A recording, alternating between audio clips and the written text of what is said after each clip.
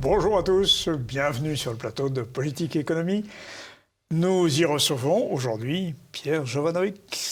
Bonjour Olivier. Bonjour Pierre. Alors vous allez nous faire une revue de presse. Ça fait quelque temps qu'on n'en a pas fait ensemble. Non, ça vous manquait, hein? Ouais, ça manquait surtout aux téléspectateurs. C'est ce que j'allais dire, c'est ce que j'allais dire en effet. J'ai des messages. Quand est-ce qu'il revient, Pierre? Eh bien, le voilà. Alors, Pierre, nous allons commencer par quelque chose qui est dans l'actualité. C'est pas la première fois que vous en parlez, mais il se double de quelque chose d'un peu nouveau. J'ai nommé, évidemment, les taux négatifs, mais maintenant, l'hyperinflation. C'est-à-dire qu'en fait, les taux négatifs, comme vous le savez, c'était mon cheval de bataille depuis longtemps, parce que vous avez toujours des gens qui vous disent « oui, on attend l'effondrement économique ». L'effondrement économique, c'est les taux négatifs, hein, par définition, puisque ça n'a jamais existé dans l'histoire de l'humanité. Et donc, toute forme... alors, je rappelle, un taux négatif, si vous voulez, c'est la banque qui vous paye pour que vous empruntiez chez elle. Voilà. Hein, c'est techniquement. Hein, donc, oui. Vous faites un emprunt à la banque et la banque vous paye. Ou si vous placez chez elle, elle vous fera payer. Et l'inverse.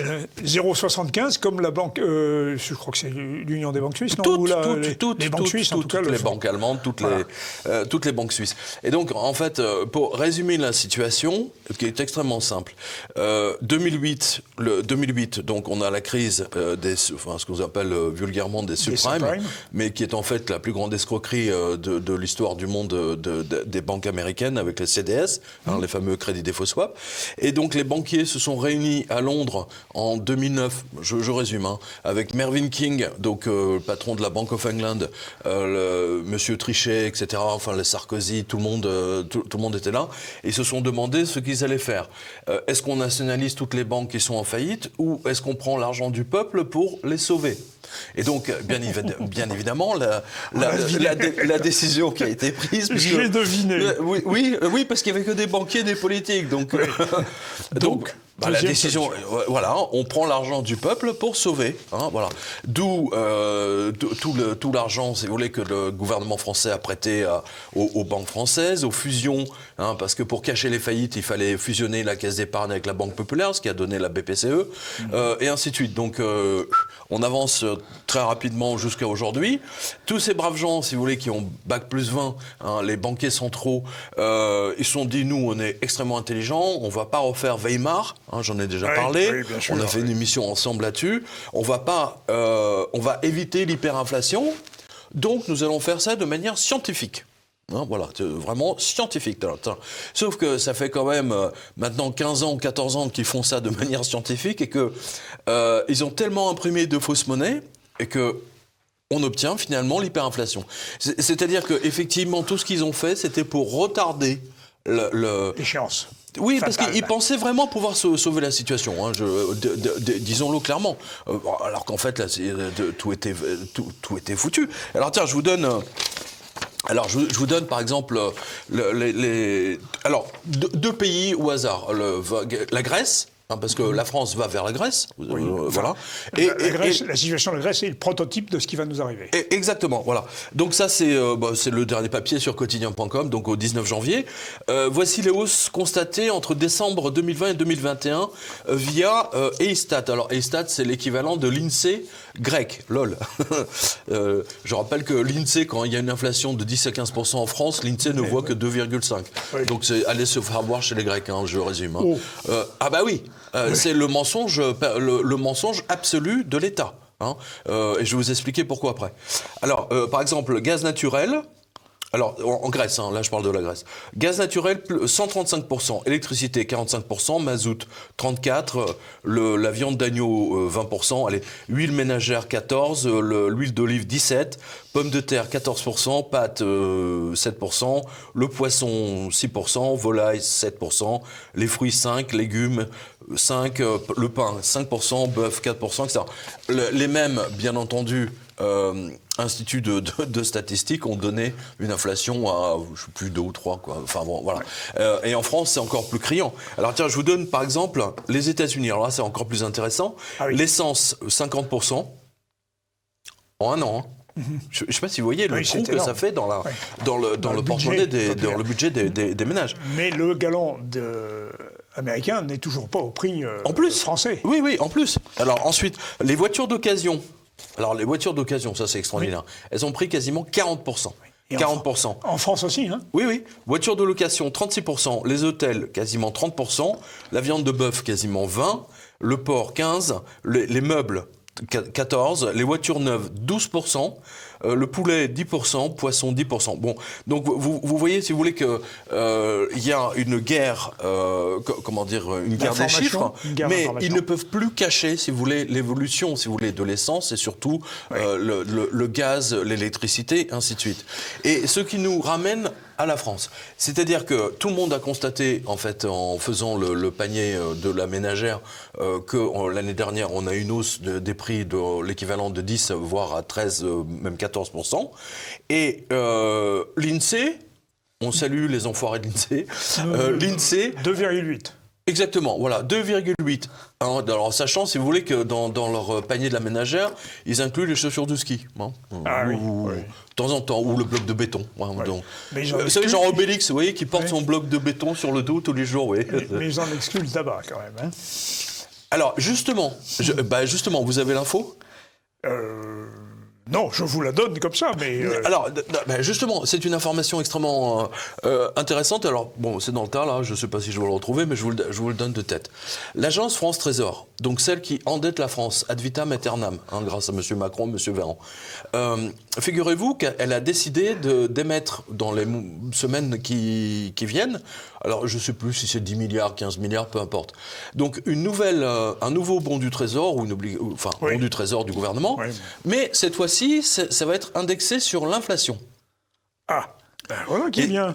Non mais attendez, et quelle inflation mais justement en alinéa en Arial 2, vous voyez, il y a marqué aligné sur l'inflation, donc de l'INSEE, donc déjà qui triche sur les chiffres de l'inflation, mais en plus ils enlèvent effectivement l'inflation sur le tabac, c'est-à-dire les hausses régulières. Voilà le truc. Et donc l'État français, Bercy, vient de faire une escroquerie encore plus extraordinaire pour les Français, c'est-à-dire ils ont dit juste genre 3 mois avant les élections, nous allons remonter le taux directeur sur le livret A à 1%. Oui. À 1%. À 1%. Oui. Ils sont pris entre deux étaux. Bercy est pris entre deux étaux. D'un côté, l'inflation, on va dire cette année, elle va être 10-15, pareil. D'accord ? 10-15%. Et de l'autre, les taux négatifs. Les taux négatifs de la zone euro. Hein, on va voir un tableau de Charlie Bilalio. Vous allez voir les taux directeurs par pays. Vous allez voir les taux réels de la Banque centrale. Vous allez voir que les taux réels, en fait, que tous les taux sont, c'est pas moins 75, c'est moins 5, moins 6, moins 7, moins 8. Je ne sais pas si vous avez vu ça. Donc c'est une destruction. On assiste à une destruction de l'épargne, des retraites, des richesses. Nous sommes à l'aube d'une révolution populaire, je pense. Alors, là-dessus, j'aurais beaucoup de questions à vous poser. J'aurais beaucoup de questions à vous poser parce que dans votre revue de presse, vous évoquez très très souvent le laminage de la classe moyenne, la destruction des pauvres et le risque de crise sociale, d'une part. D'autre part, il y a des gens qui vous opposeront, et vous me permettrez de vous citer leur argument, sur l'inflation créée par le quantitative easing. Ils disent il n'y a pas d'inflation monétaire parce que quand la BCE lâche des liquidités, comme un barrage lâche de l'eau, elle reprend ça sous forme d'actifs, et donc c'est une opération nulle. Que pensez-vous de cet argument ? C'est complètement stupide et débile, pour une raison très simple, c'est depuis quand la Banque Centrale Européenne doit racheter, ça fait quand même un bail que ça dure, je rappelle, depuis quand elle rachète toutes les obligations dont personne ne veut ? Vous trouvez ça normal ? Attendez, là c'est l'Union soviétique, là. On est dans un système soviétique. C'est-à-dire qu'en fait, il y a une nationalisation, en fait, de fait, de toutes les dettes. Oui. C'est ça qu'on observe. Et donc, ça va conduire, si vous voulez, à une révolte sociale, parce qu'ils ne peuvent plus arrêter, je l'ai toujours dit, je le dis depuis 10 ans, à partir du moment où ils ont appuyé sur le bouton nucléaire, je ne suis pas le seul à l'avoir dit, Ambrose Evans Pritchard, dans le Télégraphe de Londres, avait écrit exactement la même chose. S'ils appuient sur le... C'est comme la cocaïne. C'est comme la cocaïne. À partir du moment où vous commencez à en prendre tous les jours, c'est fini. Au bout d'un mois, vous ne pouvez plus vous arrêter. Et là, ils sont tous défoncés. C'est-à-dire qu'ils ne peuvent plus s'arrêter.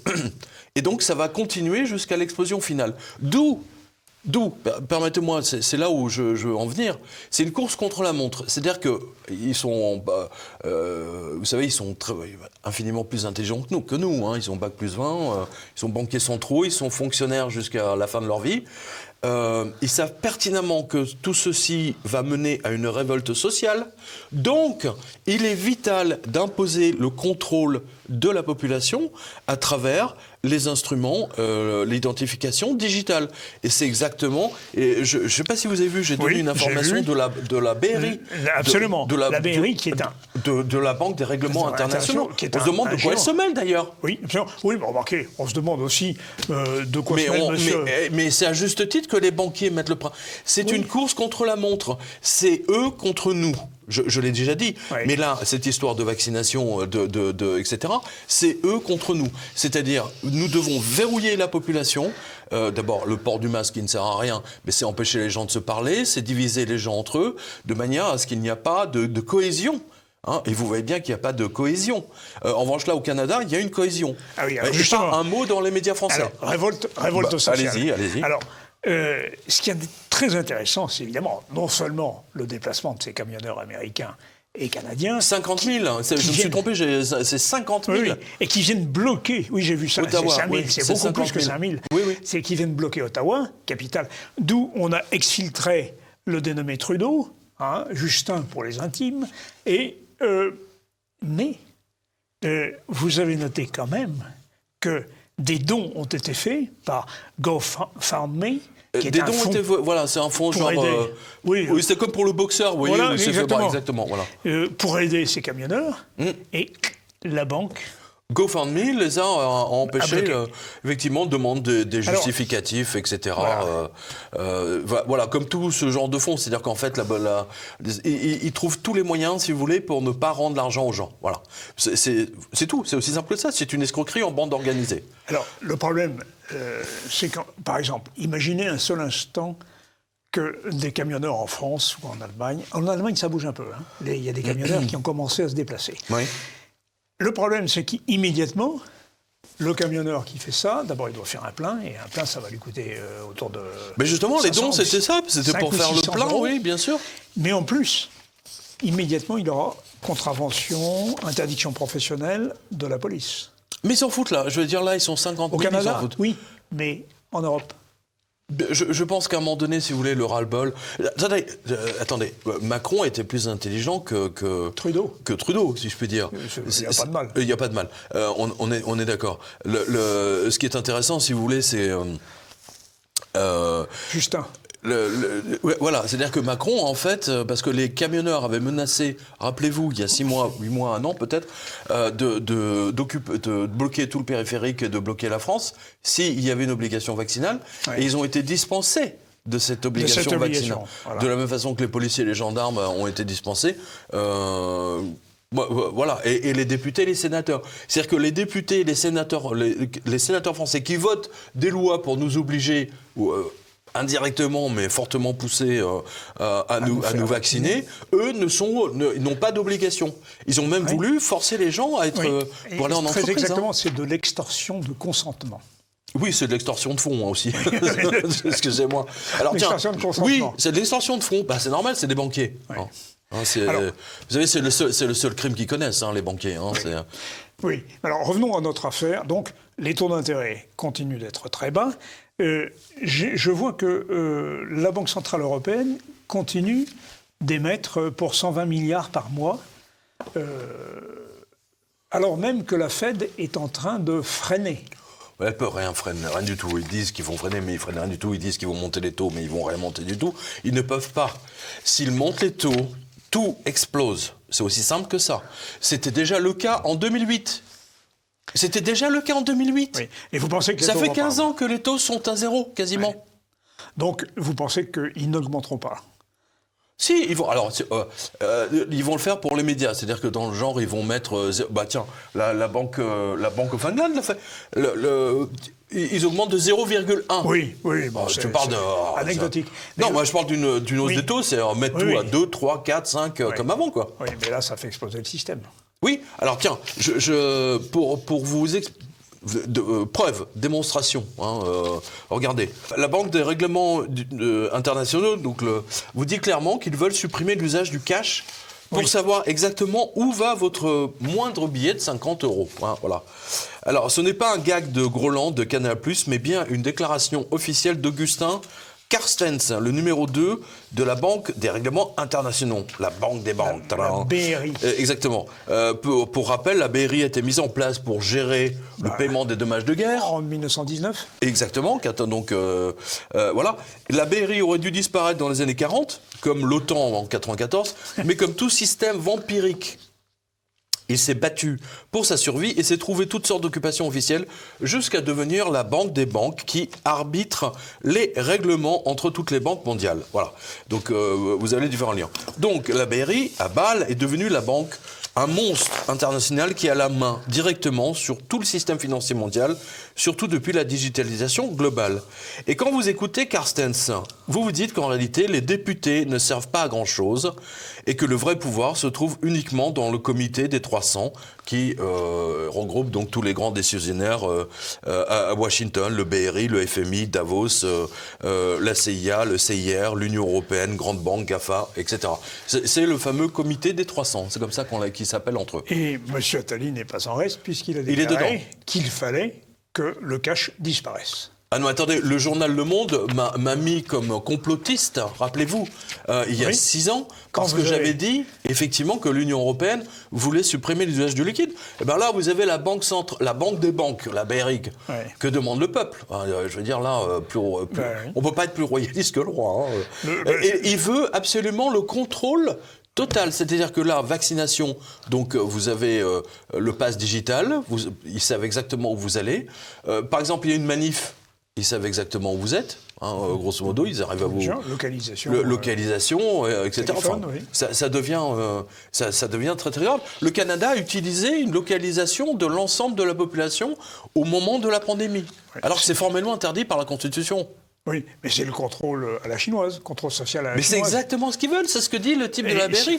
Et écoutez-le derrière, si vous allez voir. hors des clous, vous serez sanctionné, n'est-ce pas? Exactement, c'est ça. C'est ça. C'est tout à fait ça. Alors, est-ce que vous pensez que les Français qui ont un tempérament autrefois rebelle... Oui, autrefois. Autrefois, parce que là, je ne sais pas où ils sont. C'est peut-être pas les mêmes, je sais pas. Enfin, rebelles. Non, là, franchement, là, j'ai des doutes. Justement, est-ce que vous pensez qu'une crise sociale peut venir en France avec cette accumulation de cette perte de liberté d'abord et cette accumulation répressive? Alors, il y a deux choses. Manifestement, vous savez, on a fait peur aux Français. On leur a dit, d'abord, pour la première dose, parce qu'on leur a jamais dit qu'il y aura 3 doses, 4 doses, les unes après les autres, je vous rappelle. Là aussi, c'est une escroquerie monumentale. C'est une immense fake news du gouvernement, je le rappelle. Donc on a dit, vous allez vous sauver vous-même et vous allez sauver les autres. Ensuite, on disait, vacciner les petits-enfants pour pas que grand-père meure, et ainsi de suite. Non mais on dirait, on se croirait dans un film de vampire, quoi. Je vous assure, ce sont des criminels. Bon, bref. Donc, ils ont vacciné la population, ils ont terrorisé la population. Rappelez-vous, mars 2020, ne touchez pas au poignet de porte, ne touchez pas au bouton d'ascenseur. Le virus s'y trouve, et mieux que ça. C'était à la une du Figaro, à la une de toute la presse. Les billets de banque sont porteurs du virus. n'utilisez plus les billets de banque. Vous voyez un peu le truc, c'est-à-dire que on mélange un certain nombre de contre-vérités pour effectivement pour dégager l'usage du billet de banque. Et là, qu'est-ce que vous avez? La BRI, et vous avez Jacques Attali qui dans son bouquin dit d'ici 5 ans il faut supprimer l'usage du liquide. Voilà. Donc suppression du liquide. Et en Chine ils n'ont plus de liquide. Prochain bouquin de M. Attali. Il n'est pas encore sorti, voilà, mais il annonce ça. Le prochain, il annonce ça. Mais c'est moi qui suis, alors que je l'ai expliqué aux Français, il y a avec 6 ans d'avance. C'est Pierre Jean Van Avic qui est le complotiste. Exactement. Le monde, allez vous faire bip. Hein, le monde est devenu un torchon, je l'ai déjà dit ici sur ce... Mais on voit, si vous voulez, la proximité. D'ailleurs, permettez-moi, Olivier, je fais une parenthèse à Madame Pigalle. Vous voyez qui c'est, Madame Pigalle? Je connaissais. C'est la directrice. Monsieur Pigalle, le sculpteur. Ça doit être là où il y avait toutes les prostituées. Exactement. Non, mais c'est un grand sculpteur. Oui, du XVIIIe siècle. Exactement, grand sculpteur. Donc aujourd'hui, le quartier de Pigalle, voilà, c'est enfin, ça a été, parce que c'est plus bon. C'était, je crois qu'il y avait 50 000 prostituées dans les années 50-60. C'était le quartier connu dans toute l'Europe. Pardon. Je n'étais pas né, hein. Ça c'est votre époque. Non. Bref, et donc Madame Pigalle aujourd'hui est directrice de l'information chez BFM TV. Ouais. Vous voyez où je veux en venir? Oui, une émission. Voilà. Elle a expliqué dans une conférence il y a quelques jours, on va peut-être voir un extrait. En fait, elle s'est rangée, que BFM s'est rangé sur la ligne du gouvernement afin de, je précise, afin de maintenir la cohésion sociale. Toute la notion de cohésion Madame générale Pigalle, de la société, donc vous êtes rappelé au fait des qu'il ne faut fake pas non news plus les trop unes troubler après les les gens. autres. Vous ne parlez pas du problème de l'hyperinflation, vous ne parlez pas des banques, vous ne parlez pas des taux négatifs, et tout ça, bien entendu, pour maintenir la cohésion sociale. Il y a un problème. Il y a un problème. Quand Céline Pigalle, je crois que c'est Céline Pigalle, dit... Pigalle ou Pigalle? Oui, comme le sculpteur. Comme le sculpteur, ça se trouve... comme le quartier. Voilà. Vous savez, c'est un peu... c'est comme un clin d'œil divin, vous voyez. Dieu qui nous montre où sont les...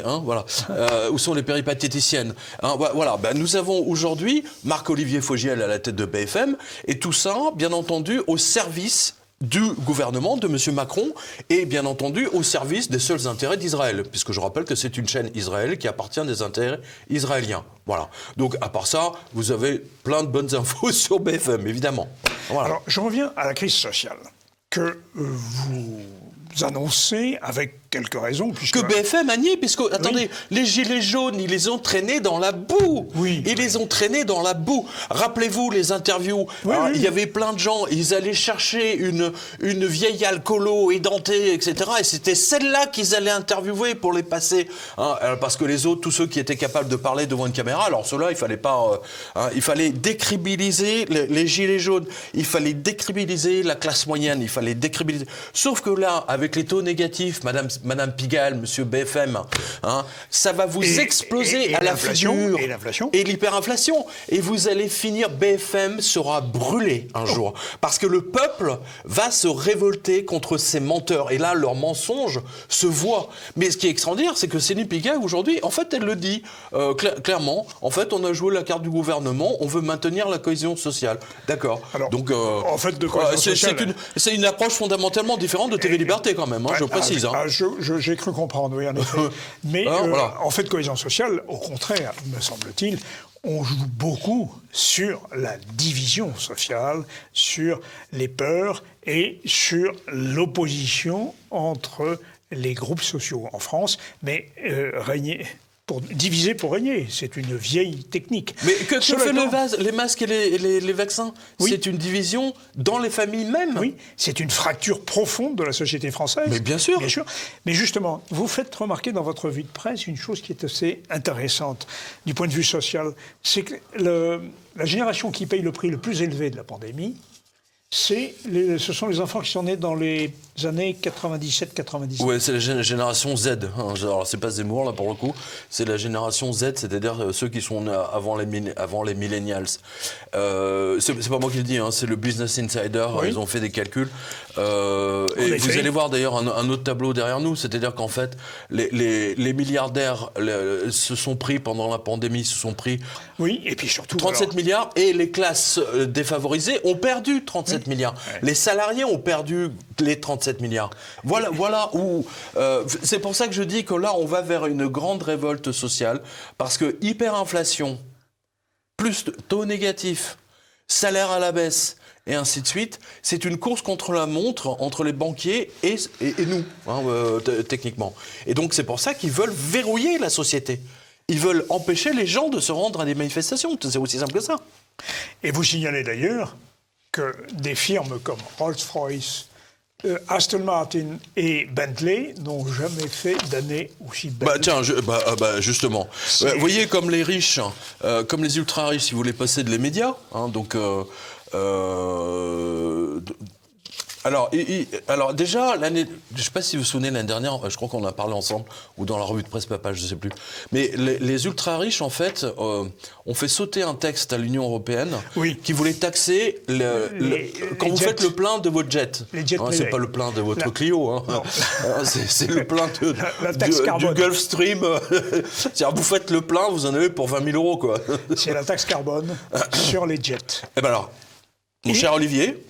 Et la taxe carbone sur les yachts. Voilà, c'est ça, c'est celui-là. Regardez, bis repetita, pendant que les classes moyennes et les pauvres ne savent pas comment payer leurs factures gaz et EDF, sachez que les ultra-riches ont obtenu de Bruxelles que leurs yachts soient totalement exemptés de la taxe carbone. Non mais c'est magnifique, quoi. C'est magnifique. Non, mais, sachant qu'un yacht, ça pollue autant qu'une voiture toute l'année, quoi, voire même pendant 5 ans. Bien sûr, et ce sont ces gens-là qui nous donnent des leçons en disant qu'on pollue. Qui roulent avec des vieux diesel et qui fument leur clope. Leur gitane, leur gitane maïs. Ouais. Et qui vont sur les ronds-points. Non mais vous vous rendez compte Non mais c'est incroyable. C'est Transport and Environnement qui rapporte ça. Donc c'est un journal spécialisé dans le transport. Climate Impacts of Exemptions. Donc les exemptions, en français, to EU Shipping Proposals. Voilà. Et donc là, vous avez... donc c'est le rapport de juillet 2021. Voilà. Tout va bien. Les ultra-riches de Monte-Carlo pourront dormir tranquilles. Bon, donc voilà. Oui, mais... non, mais je ne sais pas si vous réalisez. C'est quand même incroyable. Je m'en rends très bien compte. C'est incroyable. Ils ont pris le contrôle.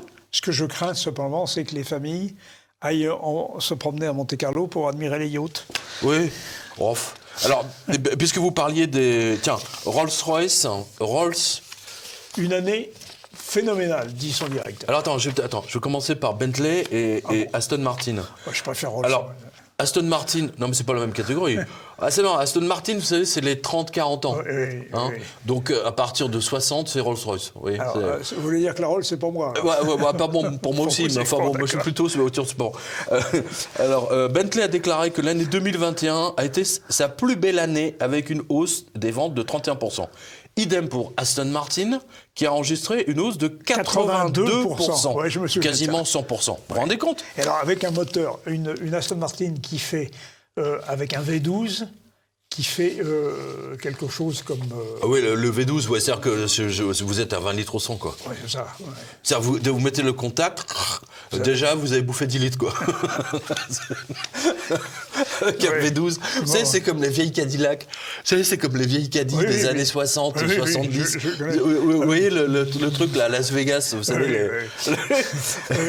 Oui, mais justement, la question, on vous dira, mais oui, mais ces riches permettent le ruissellement, ce que les anglo-saxons appellent le trickle-down. L'effet cantillon. Ouais. On en a déjà parlé de l'effet cantillon ensemble. C'est une vaste arnaque. L'effet cantillon n'a jamais existé. C'est Stiglitz qui dit aussi que ça n'a aucune conséquence. Aucune conséquence en termes de prospérité. À ce niveau de dépenses somptuaires... C'est l'effet cantillon, c'est tout. Bon, bien sûr, évidemment, les salariés de Bentley sont contents, mais ça ne va pas très loin. Ça ne va pas très loin en matière de ruissellement. Alors tiens, puisqu'on parle de ruissellement, de chaleur, tout à l'heure on a parlé de la hausse phénoménale des prix de l'énergie, etc. Et donc en Angleterre, il y a eu une trentaine de compagnies, vous savez, avec la privatisation... qui ont fait faillite. Exactement. Donc elles ont explosé en Alors, plein Pierre, vol. si vous voulez bien, on va garder ça. On va laisser un léger suspense, on va faire une pause et on va laisser ça pour le début de la seconde partie, car là, c'est une histoire. On va tricher, vous savez, comme BFM. Alors, Tout à fait exemplaire. voilà, et puis attendez la pause, on va le donner après. Donc, Oui. pour les écrans Je fais comme publicitaires. BFM pour une fois. Ouais, exactement, ouais. On salue Céline Pigalle. Pause.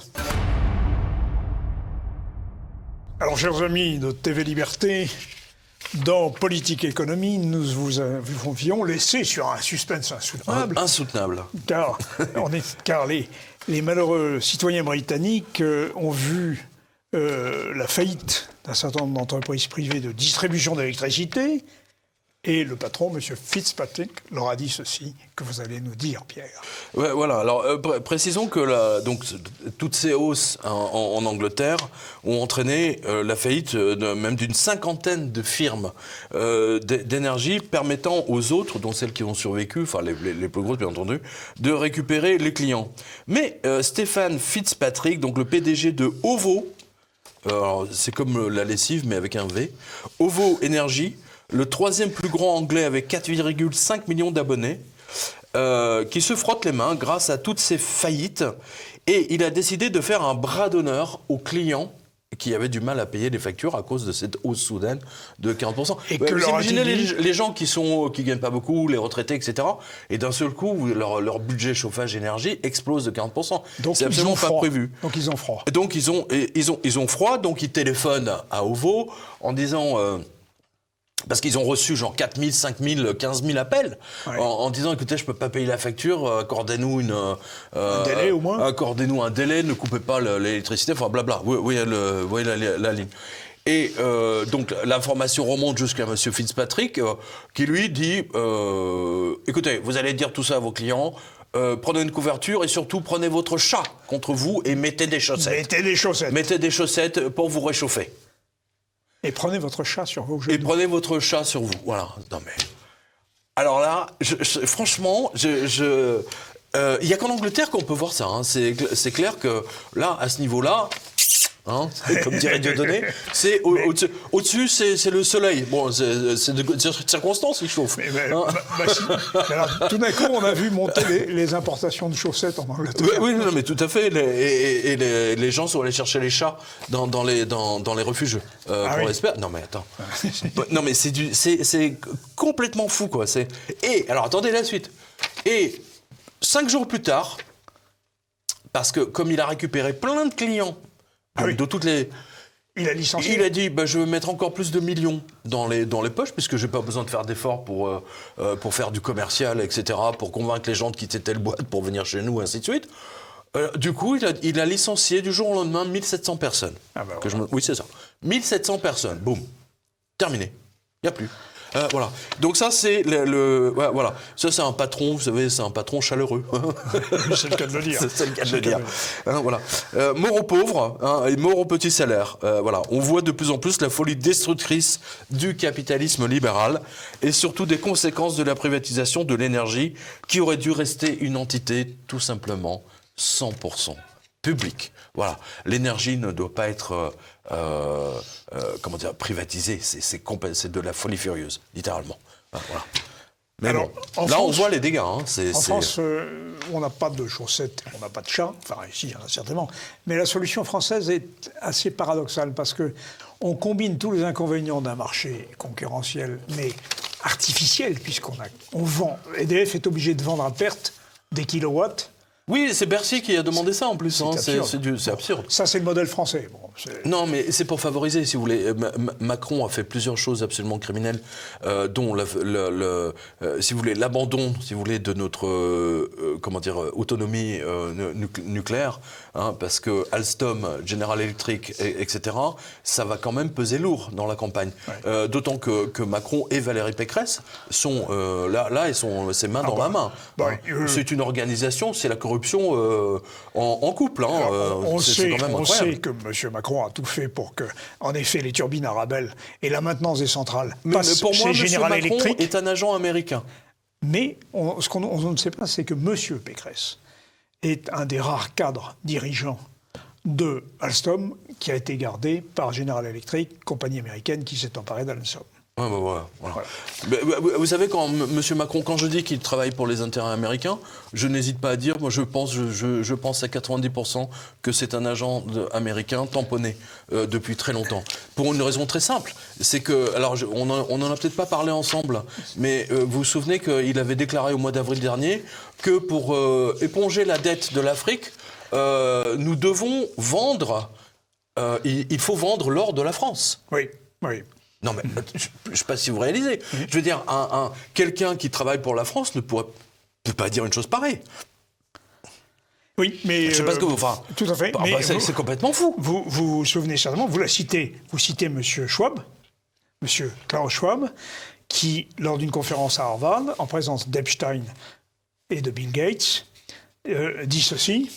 « What we are very proud of is that we penetrate the global cabinets of countries with young global leaders. » Oui, tout à fait. Nous sommes très fiers d'avoir pu absolument. pénétrer avec M. Trudeau, il y a tous ces agents. Ministériels. Mais attention, tout ça, c'est le même circuit. Schwab, Davos, Harvard, etc. Tout ça, c'est le même circuit. N'oubliez pas, le Epstein finançait Harvard avec l'argent de Bill Gates.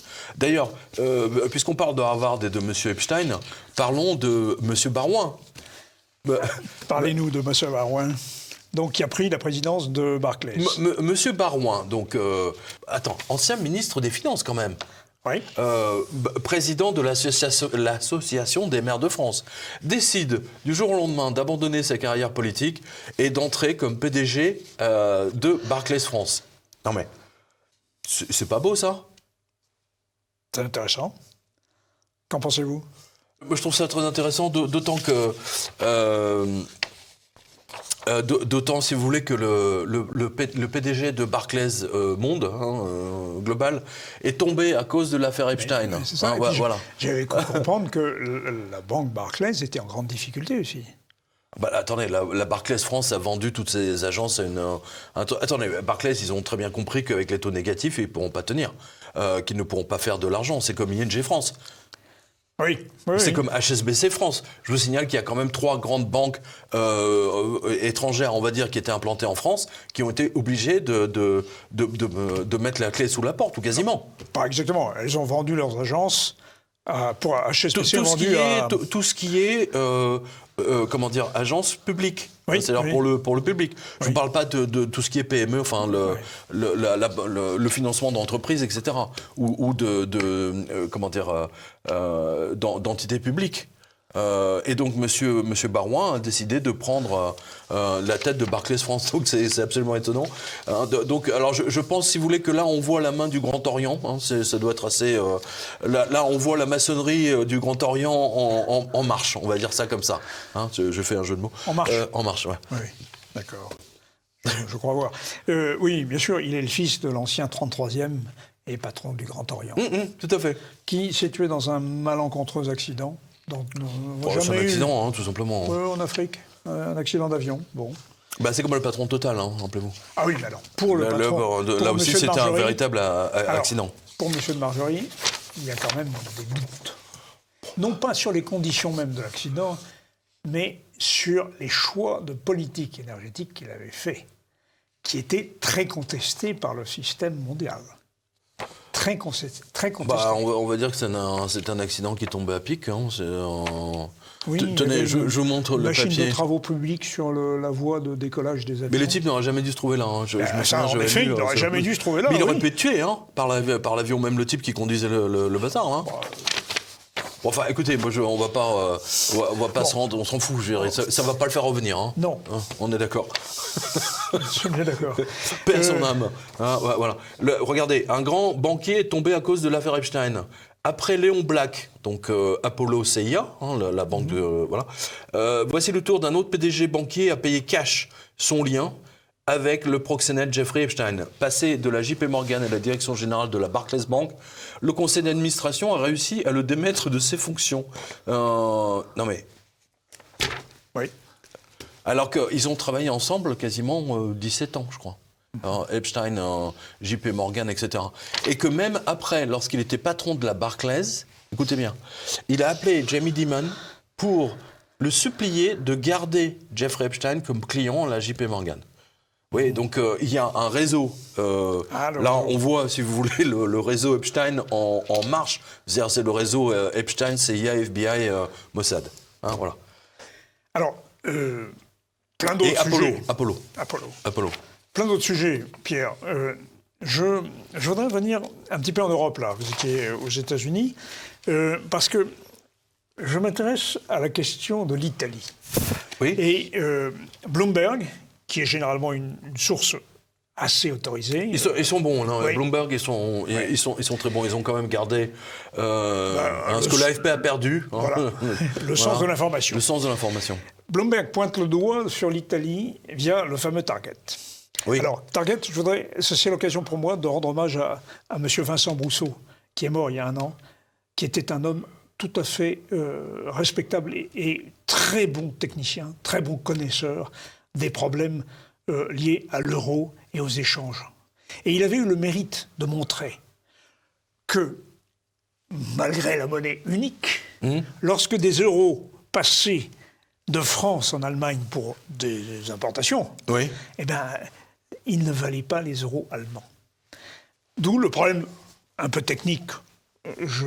On va dispenser. Non, mais attendez, Target 2, c'est simple. Je veux dire, c'est voilà, qui doit combien à qui. Voilà, exactement. Il ne faut pas se prendre la tête avec des acronymes pour déstabiliser nos spectateurs. Non, c'est pas du tout ce que je veux. Non, mais je sais bien, mais les banquiers utilisent tous ces acronymes pour brouiller les pistes. C'est un écran de fumée, en effet. Tout à fait. Mais justement, Vincent Brousseau nous l'avait bien expliqué. Et encore une fois, il nous a quittés. J'avais beaucoup de respect pour cet homme, qui était un bon technicien. Alors, le problème, maintenant, c'est que les dettes de l'Italie menacent, c'est ce que vous nous dites, Pierre, menacent la solidité de l'euro. On y revient, là aussi.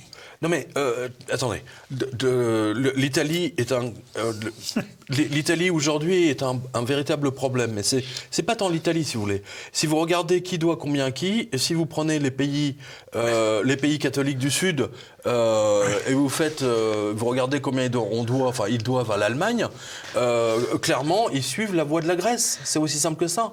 Et en fait, ce qu'on peut, je résume cette information de manière très simple. Le Quatrième Reich allemand a été une guerre financière et les Allemands ont gagné. Voilà. Et c'est grâce à ce fameux Target 2, entre guillemets, puisqu'on voit que les Allemands possèdent techniquement la France, techniquement par la dette, je précise. La dette. Ils possèdent l'Italie et ils possèdent l'Espagne. La Grèce, ils ont carrément pris le pouvoir en Grèce. Ouais. Aujourd'hui, les hommes politiques grecs ne pilotent rien du tout, sauf ce sont des mandataires allemands qui donnent le vrai tempo. D'ailleurs, attendez, les Grecs ont vendu leurs îles. Oui. Ils ont vendu leurs îles paradisiaques, vous vous rendez compte ? La dette de l'Italie... Le port, les aéroports, tout a été vendu. Le port du Pirée, c'est la Chine. Mais ils l'ont vendu. Ils ont vendu, oui, bien sûr. Mais l'argent de la vente est allé où ? À la BCE, voilà. À la faveur des Allemands. La dette italienne, pour n'en rester que sur l'Italie, presque 600 milliards. C'est colossal. Dette italienne à l'Allemagne, nous sommes bien d'accord. Oui, la dette des États-Unis, c'est quasiment 30 trilliards. Vous pensez qu'ils vont rembourser ? 30 trilliards. Bien sûr, là. 30 trilliards, ça fait... je ne sais même plus combien ça fait de zéro, mais un trilliard, c'est 1000 milliards. Voilà, donc les téléspectateurs vont s'amuser à aligner les zéros. Mais c'est peine perdue, ça ne sera pas remboursé, bien entendu. Tenez, regardez, là, vous n'avez pas d'accès à la banque postale italienne pour les pauvres, les chômeurs et les retraités non vaccinés. Les non vaccinés, interdit. Exactement, voilà. Et ça, c'est la décision de M. Mario Draghi, qui, je le rappelle, est un monsieur Goldman Sachs et qui a été gouverneur de la Banque centrale d'Italie, qui a pris le pouvoir à la suite du coup d'État qui a sorti Berlusconi. C'est un triomphe de première. Et M. Draghi a rendu les comptes du Trésor public grec faux. Oui, c'est Goldman Sachs. C'est lui, je crois. Non, c'est pas lui. C'est pas lui. C'est pas lui, mais il n'était pas le conseiller. C'est Madame Laloudakis, qui est Goldman Sachs, qui était en poste à Athènes pour Goldman Sachs. C'est Goldman Sachs qui a rendu les comptes. Qui a dissimulé les la réalité des déficits grecs. Oui, tout à fait, oui, c'est elle qui a... c'est pas M. Draghi. Oui, mais il devait être forcément au courant quand il a pris la tête de la Banque Centrale Européenne. Vous me permettez, on me prête Non, mais je connais mes dossiers, monsieur Pichon. Monsieur Jovanovic, on me prête corrige. Ouais, c'est gentil. Justement, puisque vous parlez de... ceux qui sont pas riches, Tintin, indice niqué, c'est le cas de le dire. Voilà, parce qu'ils ne peuvent même pas rentrer dans la banque pour aller chercher leur argent, quoi. Ah oui. Ou pour faire un virement, ou pour faire des trucs un peu complexes, de paperasserie, etc. Vous voyez, les banquiers, si vous voulez, sont là où les mesures Covid les plus dures ont été appliquées. Ce sont les pays où les dirigeants sont des banquiers. C'est le cas de Emmanuel Macron, c'est le cas de M. Draghi. En Italie, Draghi. Il y a des manifestations tous les jours. Tous les jours, c'est une catastrophe. Mais en même temps, comme c'est à l'italienne, personne ne suit vraiment le truc, quoi. C'est ça. Alors qu'en France, on nous emmerde bien, pardon. Quoique, depuis que le président de la République a utilisé ce terme, voilà, c'est entré. Tiens, François Baroin. Dans les mœurs. C'est entré dans les mœurs, dites-vous. Voilà, François Baroin. En faillite, la Barclays France a fermé la plupart de ses agences ou les a vendues à Mileis. Exactement. Oui, les a vendues. Une nouvelle entité que personne ne connaît, histoire de brouiller les pistes. Donc voilà, la banque Mileis, qui sort de nulle part. Eh bien, un an plus tard, Baroin a été nommé président de toutes les activités de Barclays France. Voilà. C'est quand même. Et depuis 2018, il exerçait un rôle de senior advisor. Voilà. C'est quand même incroyable, quoi. Et maintenant, je pense que... Attends, pour le rappeler, c'est Baroin, c'est celui qui a reconnu qu'il avait taxé le Coca-Cola et toutes les autres boissons gazeuses, non pas pour la santé des gens, c'est comme ça que ça a été présenté aux médias, ça c'était en 2010, grosso modo, mais pour sauver les banques, les banques françaises, suite à l'explosion de Wall Street de septembre 2008. Une ordure, et voici pourquoi. Mais comment est-ce qu'on peut taxer des sodas et que ça... Il a mis une taxe supplémentaire. C'était pour faire rentrer l'argent à Bercy. Ah d'accord. Voilà, tout simplement. Alors, et voici pourquoi. Les soi-disant frères, francs-maçons, sont censés défendre d'abord la veuve et l'orphelin. C'est connu. Donc, mécaniquement, ce sont des gens très riches qui défendent les pauvres, en général. Voilà. Eh bien, Baroin, lui, a vidé le budget des pauvres et des classes moyennes dès le moindre achat d'une bouteille de Coca ou d'Orangina. Et cela juste pour sauver ses frères banquiers. Voilà, mon cher... très cher frère, Monsieur Baroin. Alors, mon très cher frère. Lol. Non, mais vous voyez Je vous entends bien.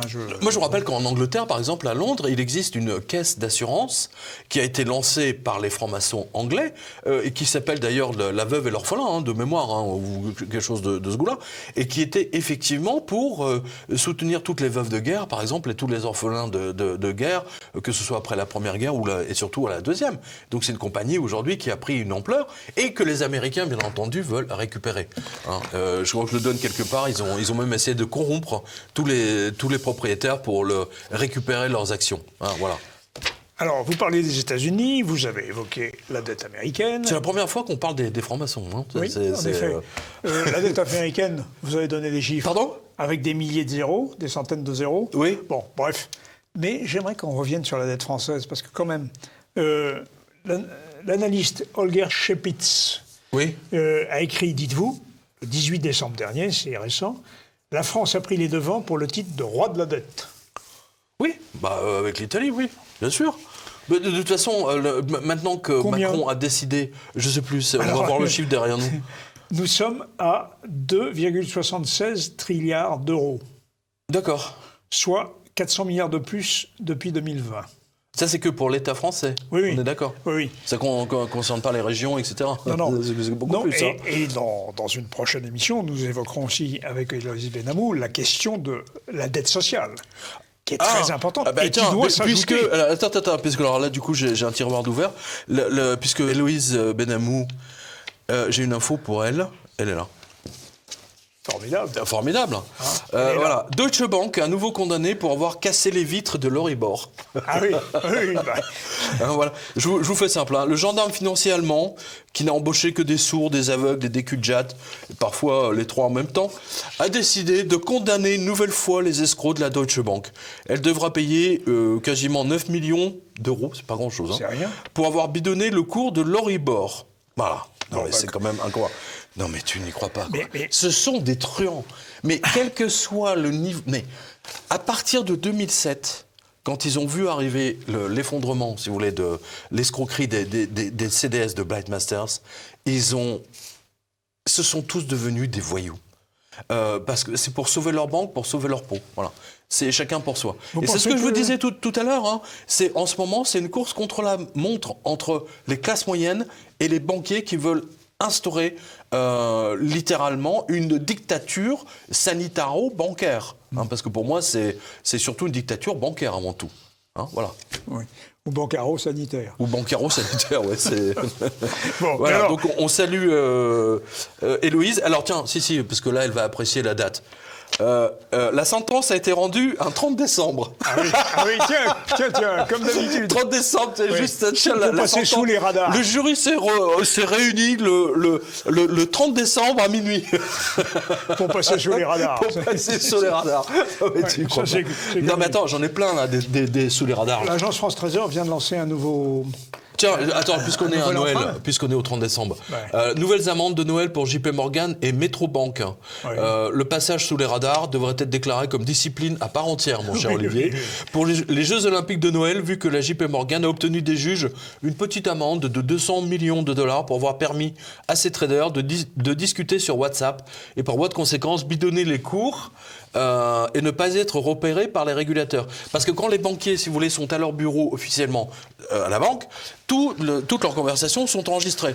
Par exemple, si un client appelle et leur dit tu m'achètes, je sais pas, 20 millions d'IBM hein, ou 10 millions de Tesla, la conversation est enregistrée. Les mecs, ils ont pas le temps de s'envoyer des fax ou des machins, des trucs. Ça date de l'époque du télégraphe et du fax plutôt. Voilà. Oui. Et comme donc la JP Morgan a gagné des milliards, la petite amende ne changera rien. Ouais, voilà. Et de ce côté-là de l'Atlantique, donc, c'est Metrobank qui est passé sous les radars et les sapins en toute tranquillité pour avoir bidonné son bilan avec une certaine joie.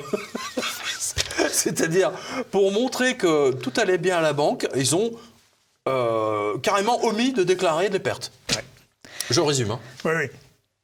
Alors, je reviens sur mon idée, là. L'agence France Trésor, là, Oui, a lancé quand même un emprunt oui, obligataire, donc une Oui. obligation. une dette. Ouais.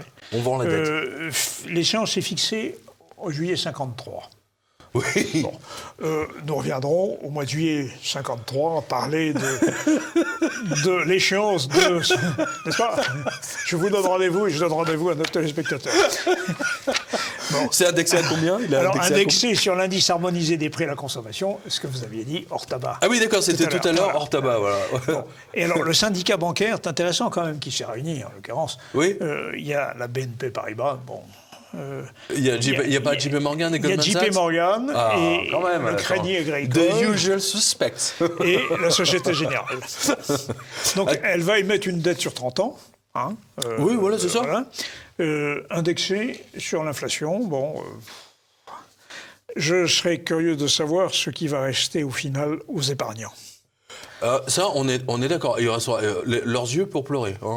Voilà, c'est tout. Hein, Bon, ben, en 2053, on reviendra pour le dire. Tiens, alors, puisqu'on parlait de la nouvelle discipline olympique, hein, le passage sous les radars, Oui. hein, j'en ai deux autres là. Il y a la Standard Chartered. La Standard Chartered était pilotée par Bill Winters. Alors, c'est une discipline d'hiver. Oui, Elle est bonne. Winters. Elle est bonne. Donc, il est normal que les avocats se débrouillent pour que le gendarme anglais donne son verdict au moment de Noël. Une petite amende de 46 millions de livres, histoire de marquer le coup. Rappelons pour le principe que Blight Masters a travaillé très longtemps sous les ordres de Winters. D'ailleurs, je pense qu'elle a même été sa stagiaire de mémoire. Le monde est très petit dans la banque. Ah oui, c'est ce qui me frappe. Oui, c'est tout à fait incroyable. Ça me frappe. Voilà. Et donc, le Daily Mail explique que la Chartered a omis de déclarer ses véritables positions de liquidité et ne s'est pas montrée très coopérative. Sur ces positions de liquidité. Oui, il n'y avait pas de Oui. liquidité, justement. C'est pour ça qu'ils sont... On veut voir vos documents. Non, on a le Covid. On a le Covid. Ah oui. Éloignez-vous. Il a bon dos. Il a bon dos. Il a très bon dos, le Covid. Voilà. Il s'attendait à quoi, les enquêteurs? À être accueillis avec des guirlandes de fleurs, comme à Tahiti ou aux îles Fidji? Franchement, faut pas déconner, quoi. C'est quand même fou. Et donc la HSBC aussi, elle s'est pris une autre amende. Voilà. Et comme c'est Noël et que personne ne s'en souviendra, le gendarme de la Bank of England a aussi infligé une amende de 5 millions de livres à la métro pour avoir dissimulé des pertes en sous-estimant ses crédits et en les maquillant comme, écoutez bien, erreur comptable. Ah oui. Erreur de la banque en votre faveur. Non, c'est même pas. Erreur comptable. Erreur comptable. Erreur comptable. Alors, Pierre, nous allons bientôt clore cette revue de presse foisonnante. C'est bien dommage. Attendez, il y a encore autre chose. Oui, c'est bien dommage, parce que alors là... C'est pas tout à fait clos encore. Vous ne nous avez pas parlé de l'or. De l'or. Et l'or. Là, il y a des mouvements colossaux. Attendez, la Banque de Russie achète de l'or en masse. Mais non, mais il n'y a pas que le... Il n'y a pas que le... Comment dire? Il y a Charles Gave. Oui. Aussi, qui a changé d'avis. Oui, parce qu'il était contre... Ah oui, au départ, il était... il a tout le temps, mais comme le dit l'un des lecteurs, il existe quand même une différence entre un achat de Napoléon à 160 € et un achat en catastrophe du même Napoléon à plus de 300 €. Lire ici la super prose de Super Charlie. Voilà. Je salue monsieur Charles Gave et son fauteuil. Voilà, ça c'est Charles Gave a enfin changé d'avis sur l'or. C'était le 6 décembre. Voilà. Ensuite, Singapour, Chine, Turquie, Kazakhstan, Russie, tous achètent de l'or. Voilà. Singapour, l'île n'en avait pas acheté depuis 21 ans. Ah oui. Ouais. Donc là, si le gouverneur de la Banque centrale de Singapour a décidé d'acheter de l'or, c'est que c'est vraiment important. Ça, je peux vous le dire, parce que s'il y a une cité financière... Singapour, c'est la Suisse de l'Asie. Voilà, c'est hyper connu. Alors, je vous donne or versus euro, la grande arnaque de la BCE à vos dépens. Alors que la Russie en achète en masse. Donc ça, c'est du 25 janvier. Alors vous allez voir le graphique. L'éternel retour du concret. C'est-à-dire que c'est pas le pavé dans la figure, mais c'est le lingot d'or dans la figure, oui. Ouais. C'est nouveau défaut de paiement prévu pour l'Argentine. C'est-à-dire que l'Argentine va faire un défaut de paiement. Elle cumule. Et à nouveau, voilà, exactement. Et à nouveau, les citoyens, du moins ceux qui ont de l'or ou des lingotins ou des pièces en argent, vont s'en sortir, comme les Grecs, comme au Venezuela, comme au Zimbabwe, comme en Turquie. Oui. Ça, je l'ai vu en Turquie, dans le Grand Bazar. Ouais. Le Grand Bazar, les marchands d'or, mais il y en a de partout, c'est complètement dingue. Vous arrivez devant un marchand d'or turc, il faut mettre des lunettes de soleil, tellement ça brille, ça étincelle de tous les côtés. D'accord. Oui, c'est breakfast dans le Grand Bazar, c'est pas Tiffany's. Oui, le truc, non mais c'est incroyable. Ensuite, le CIC regarde ce que vous achetez, surtout quand c'est de l'or. L'un de nos lecteurs a reçu cette lettre de son agence du CIC, après qu'il ait voulu faire un virement pour acheter des métaux précieux. Voilà, donc vous allez voir sa lettre, ça c'est le 29 novembre. Alors il y a le nouveau classement des pays, 29 novembre. Et surtout au Venezuela, les paiements se font avec des grammes d'or. Voilà. La République de Venezuela, qui est en total mode Weimar, avec des billets de banque qui ne valent plus rien. Bien vu le mode Weimar. Oui, tout à fait, oui. Ils sont complètement là-dedans. Et c'est la République de Weimar. Et puis alors il y a quelque chose aussi qui nous intéresse, c'est le BTC, le Bitcoin. Ah, mais là, il y a eu un moment extraordinaire. C'est un grand moment de solitude. Au Salvador. Le petit État du Salvador. Hein. Oui, le président a décidé de rendre le Bitcoin une monnaie légale. Voilà. Et alors là, ça n'a pas du tout plu. Mais alors, pas du tout. À l'oncle Sam.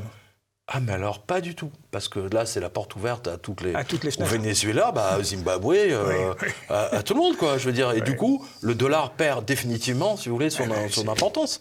C'est pour ça qu'ils ne veulent pas. Et du coup, alors là, on a eu droit... Alors tout à l'heure, je vous ai parlé...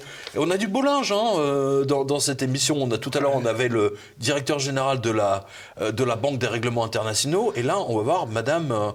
comment elle s'appelle déjà? Kuznetsova, c'est une Bulgare. La grande patronne de la... du FMI. Du FMI. Ouais, voilà. Oui.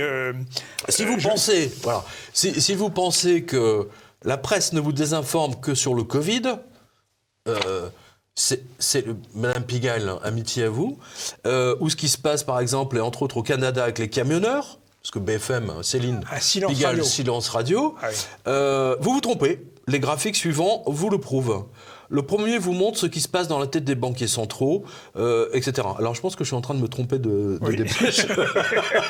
Bon, vous aurez C'est une pas amende. celui-là. Vous aurez une amende. Attends. Vous serez mis à l'amende. Ah ça, attends, je me suis trompé Mais de dépêche. attention, hein, il est là. Mais attends, le graphique est important parce Oui. qu'on en a parlé tout à l'heure. Oui. De 2000 à 2008, les banques centrales ont vendu leur or parce qu'elles pensaient que tout allait bien. Et qu'avec les CDS, l'or était devenu une vraie relique barbare. Exactement. D'accord. Oui, exactement. Et puis la grande escroquerie a été finalement exposée au grand public. Et à partir de la fin 2008 jusqu'en 2010, il y a eu la période de stupeur, Oui. ou l'après-choc, ou vous savez, comme un boxeur qui s'est pris et qui est KO, quoi. En revanche, une fois qu'ils ont compris que c'était plié, les banquiers centraux, comme les investisseurs privés, se sont mis à acheter de l'or comme si leur vie ou leur poste en dépendait. Voilà. Et donc là, vous voyez les graphiques. Alors ça, c'est du 31 janvier. Les graphiques sont on ne peut plus clair. Là, je remercie Dan Popescu, parce que Oui, c'est lui en qui effet, nous a fait c'est lui. les graphiques. Analyste c'est monétaire. ultra parlant. Regardez Ouais. les graphiques, c'est clair, net, précis. Vous pouvez pas. Et ça, la tribune Les Échos. Alors BFM, n'en parlons pas. Mais non, mais la tribune Les Échos devrait aborder ces sujets Oui, régulièrement. bien sûr, c'est tout. Voyons, silence radio.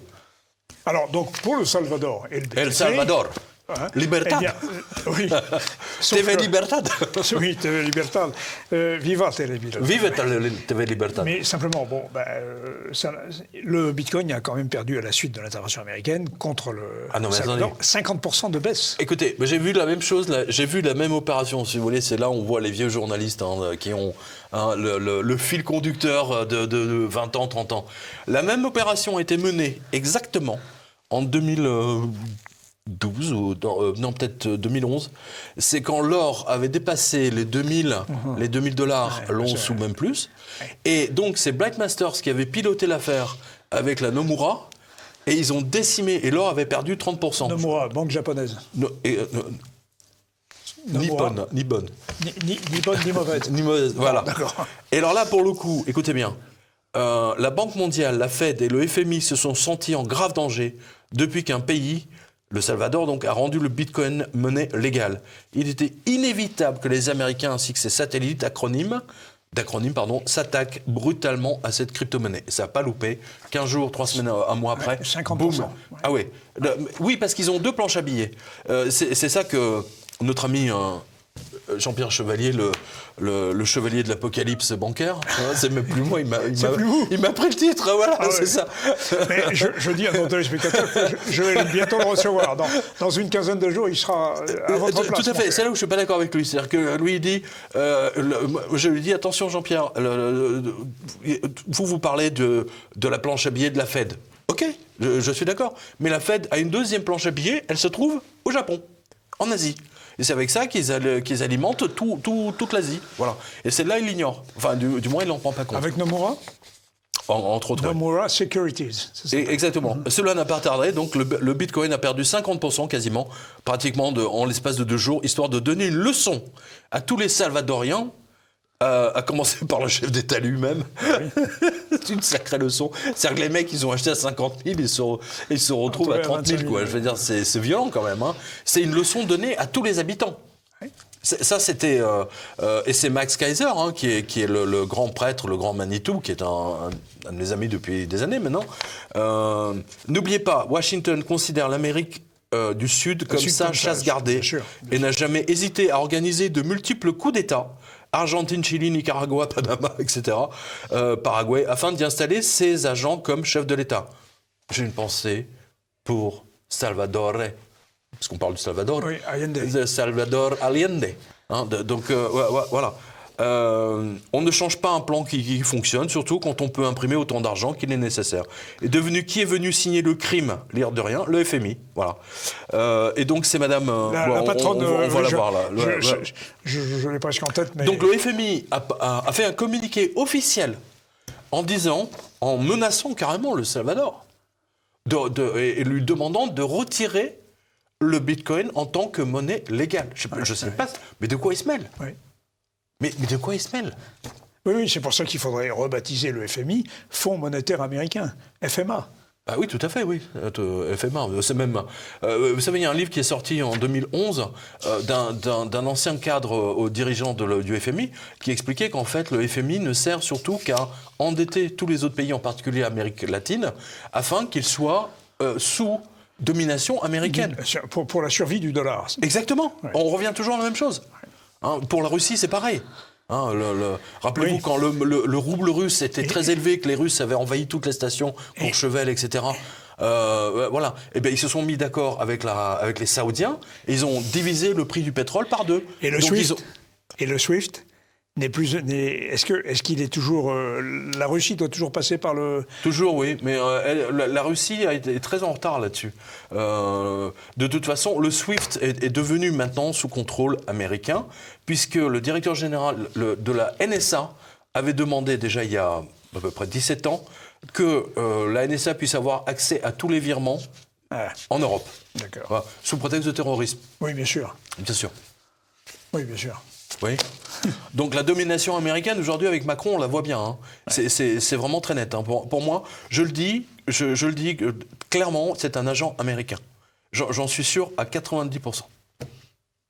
Eh bien, mon cher Pierre, c'est une conclusion, évidemment, toute non, provisoire. il en reste une. Attends, c'est important. Non. Je vous l'abandonne. Non, on va pas partir. On va partir quoi si non. BlackRock et Aladdin sont devenus les maîtres du monde. Alors, mon cher, vous rendez hommage à notre oui, invité, absolument. Non, mais je rends pas hommage. Attendez, BlackRock, j'en parle depuis des années. Guy Lafortelle a fait une très bonne enquête sur le sujet.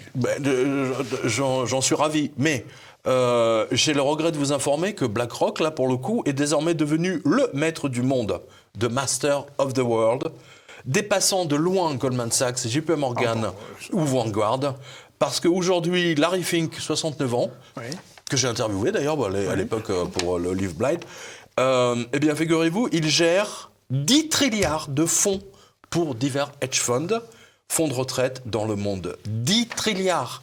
Mes chers amis spectateurs, téléspectateurs, lecteurs, lectrices, est-ce que vous réalisez qu'un fonds privé, 10 trilliards de dollars qui sont gérés grâce à toutes les informations qui sortent de leur base de données, gérées par leur fameux système d'intelligence artificielle Aladdin. Oui, Aladdin. Voilà, et les 40 voleurs. Exactement, donc vous frottez un peu le truc là. La lampe. Voilà. Le génie de la lampe. Mais mieux que ça, aujourd'hui, BlackRock a décidé de louer Aladdin. Et aujourd'hui, par exemple, à Santander, c'est comme Spotify en fait. C'est comme Spotify ou Qbuzz. Vous pouvez avoir une location et avoir accès à la modélisation de l'algorithme Aladdin. Mais pourquoi 10 milliards vous voyez, même moi, j'y arrive pas. 10 trilliards. Ouais. Je rappelle que l'endettement, tout à l'heure, on a donné l'endettement des États-Unis en début d'émission. Oui. On a dit que, grosso modo 30 trilliards. Vous vous souvenez ? Oui, exactement. Savez-vous pourquoi ils ont autant ? Parce que la Fed, voici 4 mois, parce que je l'ai donné dans ma revue de presse, 4-5 mois, la Fed, je crois que c'est au mois de juillet d'ailleurs, pour passer sous le radar comme d'habitude, la Fed a décidé de donner en gestion tout ce qu'elle rachète. C'est-à-dire tous les trucs pourris dont personne ne veut, c'est la Fed qui rachète pour pas que Wall Street s'écroule. Et donc ils l'ont donné à gérer à BlackRock. Magnifique. Et d'ailleurs, Non, mais c'est magnifique. Et d'ailleurs, Guy Lafortelle montrait très bien que BlackRock faisait de la duplication de marché, c'est-à-dire qu'il ne cherchait pas à trouver les vraies valeurs qui créent de la richesse par les prix, mais racheter le tout venant. C'est exactement ça. Alors, exactement. Mais alors, qui était à la base de la puissance d'Aladin ? C'est là où ça devient intéressant. On va finir là-dessus. Réponse, un langage de programmation. C'est un script, un langage de programmation ultra rapide, sans doute l'un des plus rapides, du même type que le Rex d'IBM. Le Rex, si vous voulez, c'est pour les machines qui gèrent, par exemple, les autorisations Visa. Vous avez une machine qui reçoit 30 000 appels en toutes les secondes. Et donc qui donne autorisé, pas autorisé, autorisé, pas autorisé, etc. Et bien là, ça s'appelle... Alors attendez, ça s'appelle... Ils ont appelé ça... c'est mignon d'ailleurs. Ils ont appelé ça Julia. C'est un langage. C'est un langage ultra rapide et Aladdin est totalement programmé en Julia. Voilà. Donc je dis, s'il y a des programmeurs informatiques qui sont au chômage, formez-vous à Julia parce que là, la demande, elle est colossale. Voilà. Donc c'est donc c'est pas 3615 Julien, c'est vraiment un langage. c'est vraiment un langage de programmation absolument ultra rapide. Et c'est ça qui fait la puissance de Aladdin. Et c'est ça qui a permis entre autres à BlackRock de devenir le plus important au monde. Aujourd'hui, vous vous fâchez avec le PDG de BlackRock. Il appuie sur un bouton, il vous faut sauter un pays. C'est aussi puissant que la CIA. Oui, mais c'est ce que je... Non, mais c'est incroyable. Je me répète, mais je le Je rappelle que Macron l'a reçu à l'Élysée. Hein. Oui, bien sûr. Et que le représentant de BlackRock en France, M. Cirelli, a reçu la Légion d'honneur des mains de M. Macron. Alors voilà nous on n'aura pas la Légion d'honneur des mains de M. Macron pour avoir informé nos semblables. Non, ça je vous le dis. Mais en revanche, Céline Pigalle, je suis sûr qu'elle va être décorée si elle ne l'est déjà. Ah bah Madame Buzyn a bien été. Et bien voilà. Toutes les bips de service. Voilà. Belle conclusion. Oui, belle conclusion. Voilà.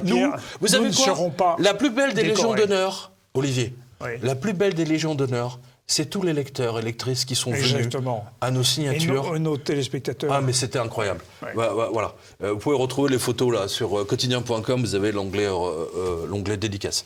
Voilà. Absolument. Écoutez. Absolument, c'est ça. Mon cher Olivier. Vous êtes, chers téléspectateurs, notre Légion d'honneur. Exactement. Mais véritablement. Merci Pierre. Rendez-vous sur quotidien.com tous les lundis pour la suite des aventures de ces banquiers pourris. Merci Pierre et chers téléspectateurs, à très bientôt. À bientôt.